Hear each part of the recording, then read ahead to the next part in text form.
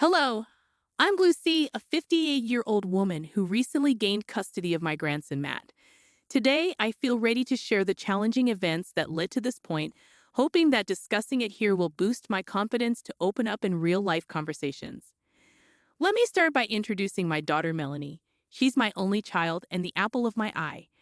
When she was just 3 years old, her father, my husband, passed away, leaving the two of us to navigate life together.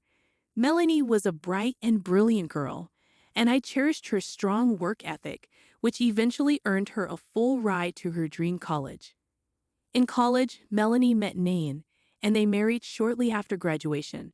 While I wasn't thrilled about the swift marriage, I kept my opinions to myself, simply wanting Melanie to experience the world independently. She received my advice to delay having children, focusing on her career. However, 2 years later, she became pregnant with my grandson, Matt. Although not entirely pleased with the timing, I couldn't deny a sense of excitement about becoming a grandmother. When Matt was born, it brought immense joy, and I couldn't wait to spoil him. Fast forward 2 years, and Melanie and Nain moved to another state for a better job opportunity. Despite my reluctance to be separated from my grandson, I understood their motives and learned to cope with their absence through Skype and regular calls. 8 years later, Gig returned, and I was ecstatic to welcome them back.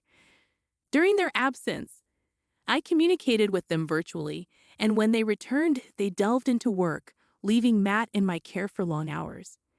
Despite my uncertainty about their work commitments, I cherished the time spent with Matt, and our bond grew stronger.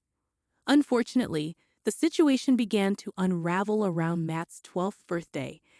I always took part in grand celebrations for him, but that year, I couldn't attend due to a work trip. Despite my efforts to return on his birthday morning, I couldn't make it. In an attempt to make up for missing his significant day, I met with him the following day, saying, "Hey, sweetie, happy belated birthday." "Thanks, Grandma," he replied. "I'm so sorry I couldn't make it yesterday. I tried my best to make it back in time, but it was already 11 o'clock p.m. "It's okay. You made it up to me anyway." How could I not celebrate my favorite grandson's birthday? "I'm your only grandson, Grandma."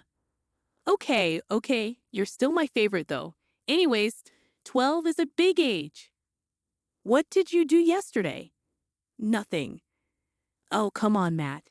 If you're trying to protect my feelings from missing out on your birthday, I can assure you that I'll be fine." "No, Grandma, I really didn't do anything." "What do you mean? Didn't your parents take you out for dinner?" "I sent your mom money for that." "Well, I sat at home all alone throughout the day, except for when my friends came over for a bit. Mom and Dad came back home really late from work, so I didn't do anything." "Why were your parents working on a Saturday?" "Mom and Dad picked up extra hours because they apparently needed the money." "That's odd. The least your mom could have done was tell me that they weren't celebrating your birthday. I would have had even more money to spend on you."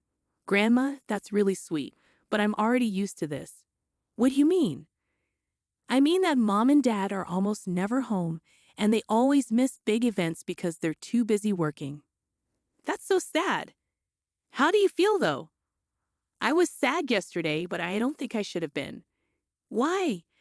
"I mean, it's only natural to feel bad when your parents forget about celebrating your birthday. I mean, they've been doing it for so long. I should not have thought that they would have remembered." "Sweetie, that's so incredibly sad.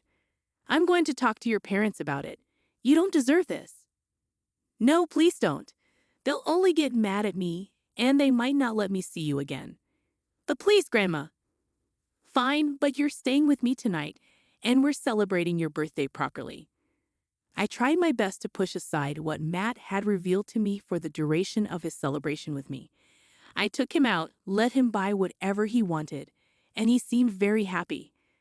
I was glad I could lift his mood.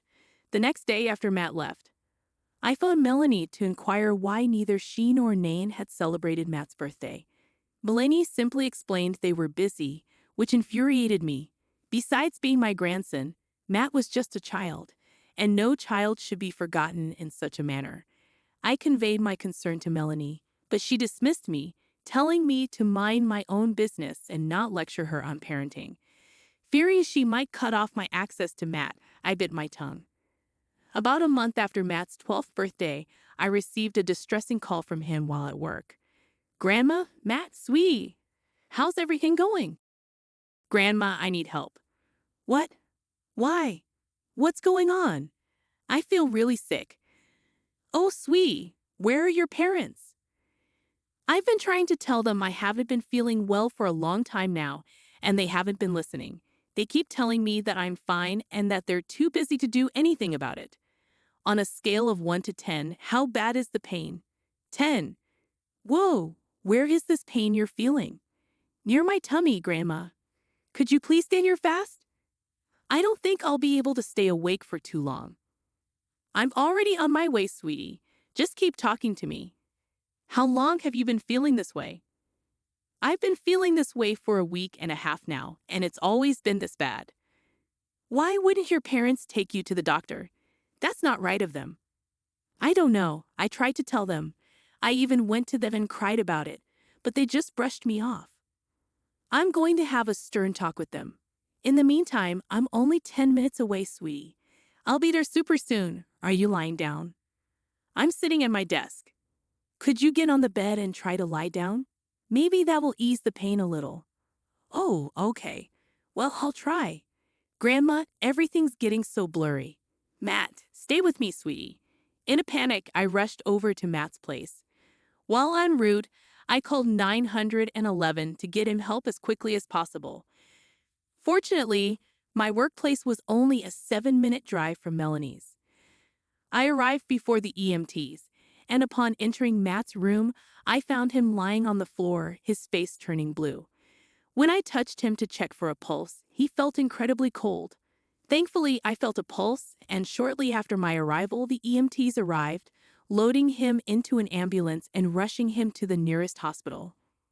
I persistently tried calling Melanie and Nathan, but neither of them responded. Left with no choice, I resorted to leaving voicemails and messages, urgently informing them of Matt's situation.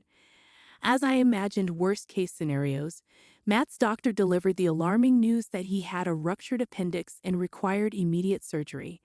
Anxiety consumed me as Matt was rushed into the emergency room, and I anxiously paced back and forth, struggling to reach Melanie and Nathan. My frustration toward them intensified with every unanswered attempt. Thankfully, Matt's surgery proceeded smoothly, and he regained consciousness shortly after being placed in his own ward. About an hour later, Melanie and Nathan finally arrived. Oh my God, Matt. What happened? Apparently, my appendix ruptured and I needed immediate surgery. How did this happen so suddenly? Suddenly? Matt has been complaining about this pain for over 10 days. But how were we supposed to know it was this serious? Are you being serious right now? As Matt's parents, both of you should attend to every pain and illness he has, regardless of how tiny or insignificant it seems. I don't appreciate you talking to my husband that way. I wouldn't have to talk to either of you like this if you just took care of your son. Are you accusing us of being bad parents? Yes, I think I've made it pretty clear. This was your only mistake, a mistake that could have cost Matt his life if he hadn't called me. Not to mention, both of you prioritize your work over Matt all the time. We do not. Tell me that when I've been picking him up at least 3 times a week from school because both of you forgot. We're working hard to provide for him.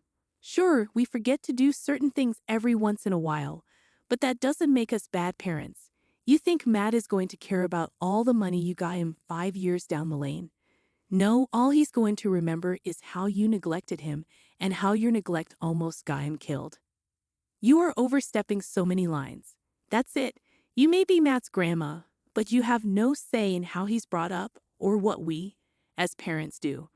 I want you out of his ward. But Mom, I want Grandma here. She brought me here. So I think she deserves to be here. Matt, stay out of it. Once you're nice and healed, you are going to be in trouble. Why will he be in trouble? He could have called us and told us about his pain. Instead of coming to us, he went to you, and now we're beyond humiliated and embarrassed. You can't take your feelings out on him. He's been suffering, and he reached out to the only person he knew would take his pain seriously. Okay, Lucy, you really need to step out now, or we will have to get you thrown out. He can't do that. As his parents, we will be given first priority. I just have to tell the nurse to take you out of here. Fine, but this isn't over. Matt, sweetie, take care. Everything will be fine, and you have absolutely nothing to worry about. I'll see you soon. I was beyond enraged, but once again, I decided to hold my tongue because I knew that I couldn't just abandon Matt when he most definitely needed me the most. I tried my best to get in contact with Melanie and Nathan to get updates on Matt, but neither of them answered any of my calls or texts. I could only hope that Matt was recovering nicely. That was until just a week after his surgery. Melanie called me and asked me to look after Matt during the daytime after work until they came back home. She never addressed our last conversation, nor did she apologize for how she talked to me. I let it go because I was just happy to see Matt again. The next day, I rushed over to Matt right after work and saw him lying in bed playing a video game. There's my brave and strong man. How are you doing, champ? Uh, I could be better, I guess. Have mom and dad been taking proper care of you? Well, they left me alone all day. So what? I thought at least one of them would have taken off to look after you. It was truly a miracle that even one of them stayed with me when I was in the hospital. Oh my God, you poor child. I want out of this house, Grandma. Is there anything you can do about it? Of course. I mean, I'm your grandma, and your parents have neglected you enough for me to use my rights as your grandma to take custody of you. But I don't think that your parents will be too happy about it.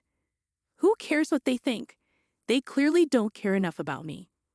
I completely agree. You'll be a little busy though, and you'll probably have to go to court, and it'll be really tiring. I'll do anything to get out of this house. If I could survive my appendix bursting, I think I can handle being tired for a while. Wow. Just how much damage have your parents done? You know, one time they forgot me in another state because they got too wrapped up with their own things. Another state? Yeah, one time they surprised me with a road trip, which only turned out to be a business trip for both of them. I spent the entire time in the hotel while both of them worked. One day after their meeting was over, they simply left, completely forgetting I was even there. I had to spend a whole night at the police station, waiting for them to come back. When the police spoke to my dad, he told them he was overtired, and it was an honest mistake, so they let him go. I got yelled at afterward for not calling them. Did the police say anything to them? They spoke to my dad, and he told them he was overtired, and that it was an honest mistake, and they let him go. I got yelled at afterward for not calling them. My God, they're monsters. Do you see why I want out so bad? Absolutely, honey. Let's give you another day or two to feel better, and then I'll bring a lawyer over, and we can start discussing getting custody of you. Thank you, Grandma. I didn't think I could get any more appalled by Melanie and Nathan's parenting, but there I was, listening to just a few snippets, and I already wanted to unleash hell on them. I knew that it would not be right to get my emotions involved in this situation, so I just spent the rest of that day talking with Matt and trying to make him feel better. The next day, I took a week off work, and the first thing I did was get in contact with a lawyer. He advised me to collect as much evidence as I could about Melanie and Nathan's neglect, so I started to do that. Over the next 4 months, I got Matt on board and asked him to keep track of everything. We set up a hidden camera in his room so that every conversation was recorded. Gradually, we collected more than enough evidence, along with evidence from the past and testimonies from those involved. We had more than enough evidence to guarantee my custody of Matt. With that, I filed for Matt's custody, and Melanie and Nain were summoned to court. Of course, they did not take it lightly, and I got a very angry call from Melanie. What do you think you're doing? Oh, hi, Melanie. Do not try to be nice to me right now while you're trying to take Matt away from us. You have shown me one too many times how you neglect Matt. I don't want him growing up thinking that he's never cared for. That was one isolated incident, Mom. I've been speaking to a lawyer and to Matt. Matt has told me about all the other non-life-threatening ways you and Nain have been neglecting him. So you've brainwashed Matt into thinking that we don't love him either. I didn't force him to leave. I believe he wanted to go a long time ago, but he didn't realize he could. How can you even say that? This is all you're doing. You had to throw a huge fit in front of him at the hospital, Melanie. I don't think you realize just how scary it was to walk into your home and see Matt lying unconscious and blue on the floor. It took everything in me to remain calm and get him the help he needed. Your nonchalance about everything that happened to him is only making me angrier. We are not being nonchalant. You haven't even been paying attention to him after he had his surgery. Neither of you even took some time off to look after him. He's been home alone most of the time. Oh, shut up, Mom. We invited you over. He was not alone. I only see him after I'm done with work, which is around the afternoon. You and Nain leave early in the morning and don't even get back until late evening. He's alone for a good portion of the day, and as far as I'm concerned, that's major neglect. How do you expect us to pay off the surgery? Huh, that was only more stress on us. Are you trying to blame Matt for something he had no control over? If the shoe fits, you know what will alleviate you of all this financial stress. If you let me take care of Matt, he's my son, your son that you do not care for. You can either make this easy or I will drag everything you've ever done to Matt into the public. Are you threatening me? If the shoe fits, now I have to go meet with my lawyer. You have 3 days to give me an answer. Bye. I actually did plan to provide evidence of all Melanie and Nathan's neglect to our family. Nathan's family, along with their workplaces, because I saw no reason for people like them to have children. It was only a miracle that they lived close to me, so I had some form of knowledge of what was happening on the inside. Matt was upset that his parents just did not see why they were wrong, but I stood by his side and assured him that the way his parents fought was not influenced by him or any of his actions. 3 days later, Melanie and Nathan willingly gave up their custody of Matt to me. Let me tell you, I have never in my life seen someone as happy as Matt was when he found out that his parents were signing over their custody of him. Matt cried for a good 5 minutes in pure happiness. Seeing him that happy only made my heart break even more for him at the thought of what the poor child must have gone through for years before someone even listened to him. Of course, Melanie and Nain were not very nice about handing over their custody of Matt to me after the deed was done. At first, they were low-key about it, but then the family began to get suspicious of Matt never being with them. They eventually came clean about their loss of custody of Matt, but not before blaming me for ruining their family. I received numerous calls from people condemning me as a horrible person for separating a child from their parents. Despite the criticism, I chose to ignore it because Matt was my top priority. Creating a safe environment for him took precedence over dealing with those who merely sought gossip. I weathered the harsh judgments from my family, ensuring that Matt remained oblivious to the negativity. However, things took a darker turn when Melanie and Nathan started spreading the false narrative that Matt had convinced me to strip them of custody. Matt now had his own phone and number, and he began receiving texts from concerned family members questioning why he was allegedly breaking his parents' hearts. This was when my anger reached a boiling point.